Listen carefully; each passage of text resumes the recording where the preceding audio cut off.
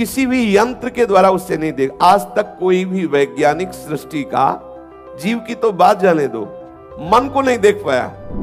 पत्थर, रज, लकड़ी, ये सब जीव है, ये सब जीव है जिनमें हलचल क्रिया बिल्कुल नहीं होती। हम एक बार एक संत भगवान सुना रहे थे कि वैज्ञानिकों ने कि जीव का कुछ तो होगा आकार। एक मरणासन व्यक्ति को कांच के उसमें बॉक्स में बंद कर दिया और दूरबीन लगा दी।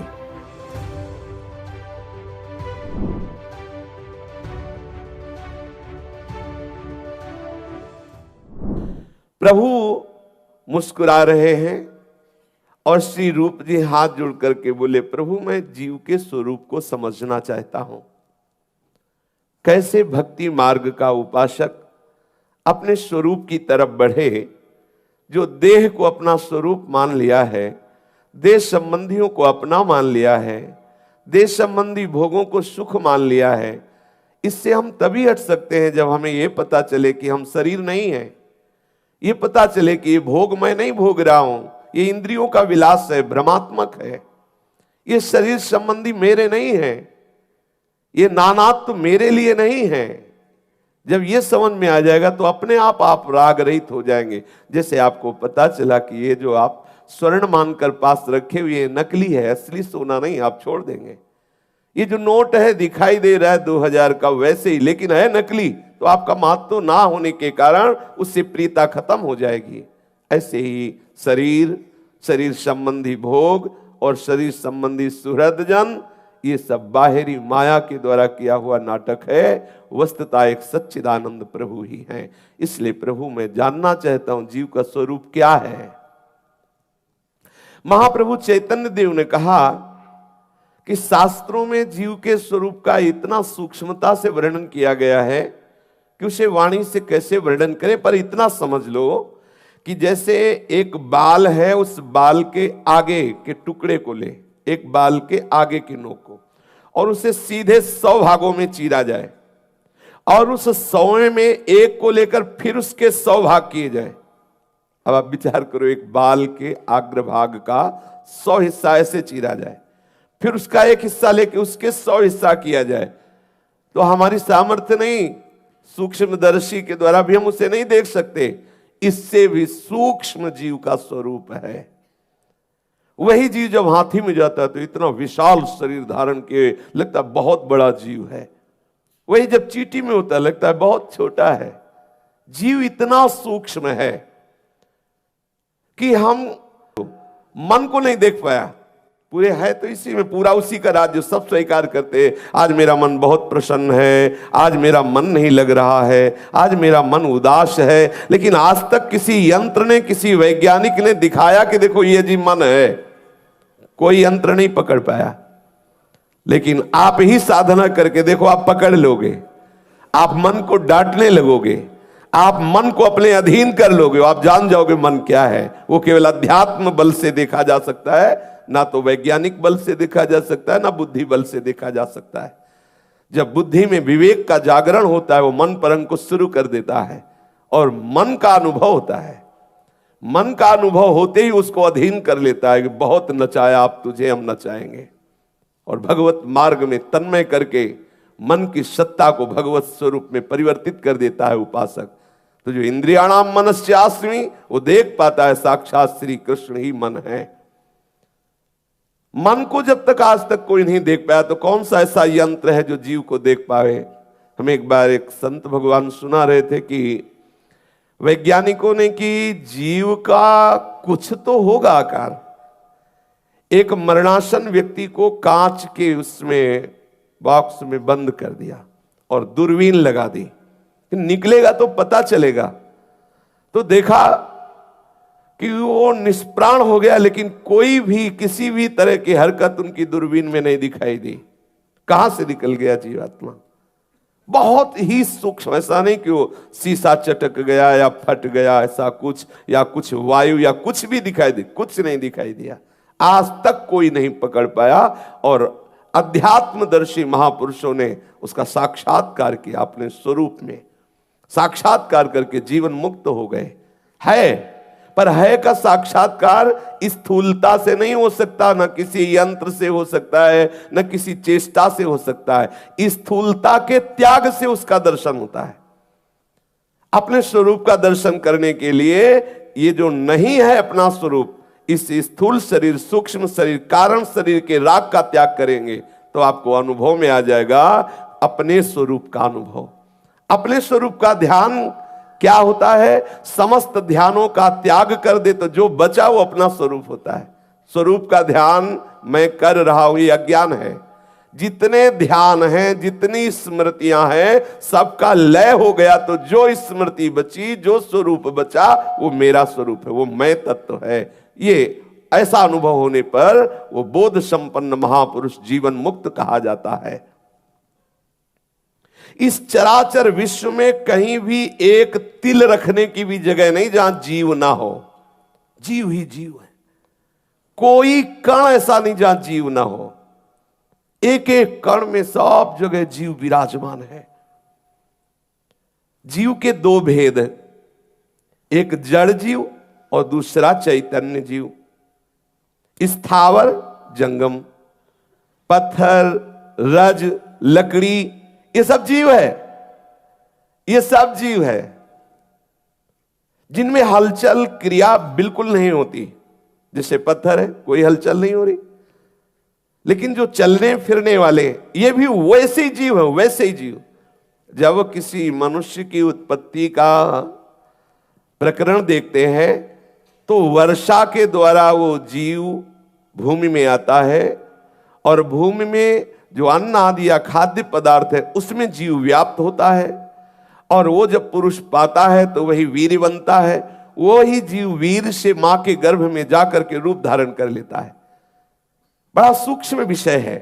तो दो प्रकार के जीव है, स्थावर और जंगम। ये चलने फिरने वालों में जैसे चींटी से लेकर के हाथी, घोड़ा और ये सब, इनमें सबसे श्रेष्ठ है चलने फिरने वालों में मनुष्य। मनुष्यों में भी सर्वश्रेष्ठ वो है जो शास्त्र की मर्यादा के अनुसार चलता है। जैसा शास्त्र आदेश करता है वैसा शास्त्र की मर्यादा के अनुसार, विधि के अनुसार करता वो मनुष्य श्रेष्ठ है। उनसे श्रेष्ठ है जिनको ज्ञान हो गया है कि मैं करता नहीं हूं, जो कर्ता भाव से भी रहित हो गए हैं, वो उनसे भी श्रेष्ठ है।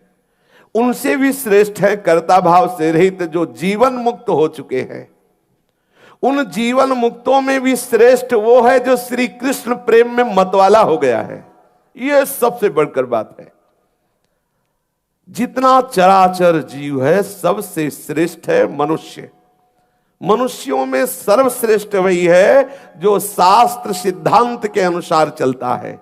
उनसे श्रेष्ठ है जो कर्ता भाव से रहित है। उनसे भी श्रेष्ठ है जो इस जीवन से मुक्त हो चुके, द्वंद्वातीत स्थिति को प्राप्त हो चुके, और उनसे भी श्रेष्ठ है जो श्री कृष्ण प्रेम में मतवाले हो चुके। ये चरम अवस्था है। यही बात रामचरितमानस में भगवती पार्वती जी महादेव जी से वर्णन करती है कि माया मद से रहित प्रभु श्री हरि का भक्त सर्वश्रेष्ठ है।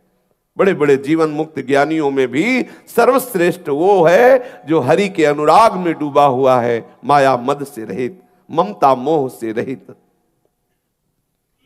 मुक्ता नाम अपि सिद्धा नाम नारायण परायण सुदुर्लभा प्रशांतात्मा कोटिस्वपी महामुने। हे महामुनि, जो जीवन मुक्त महापुरुष हैं, सिद्ध हो चुके हैं, उनसे भी दुर्लभ है जो श्री हरि का भक्त है। ऐसे करोड़ों जीवन मुक्तों में भी वो महामहिमा में है जो हरि का भक्त है। काग रूप में है कागभूषुंड जी, पर भगवान के परम प्रिय वाहन ज्ञानियों में शिरोमणि गरुण जी वहां पधारते हैं, उनके नीचे बैठते हैं। गरुण महा ज्ञानी गुण राशि, ज्ञान के समुद्र भगवान शिव हंस रूप से जाते कागभूषुंड जी के सामने बैठकर भगवत लीला गुणानुवाद में डूबते हैं। सर्वश्रेष्ठ है प्रभु श्री हरि के अनुराग में डूबा हुआ महाभागवत, जो जीवन मुक्तों से भी सर्वश्रेष्ठ, करोड़ों जीवन मुक्तों से भी वो श्रेष्ठ भक्त है, जो अनुराग से युक्त हो गया, श्री हरि के अनुराग से। हरि उसके पीछे पीछे डोलते हैं। अनुब्रजाम में हम नित्यम पुए त्यंग रेणु भी, उसकी चरण रज लेने के लिए मैं पीछे पीछे डोलता हूं। संसार में प्रयत्न करने पर चाहे सब कुछ प्राप्त हो जाए, पर श्री कृष्ण प्रेम प्राप्त होना अत्यंत दुर्लभ है।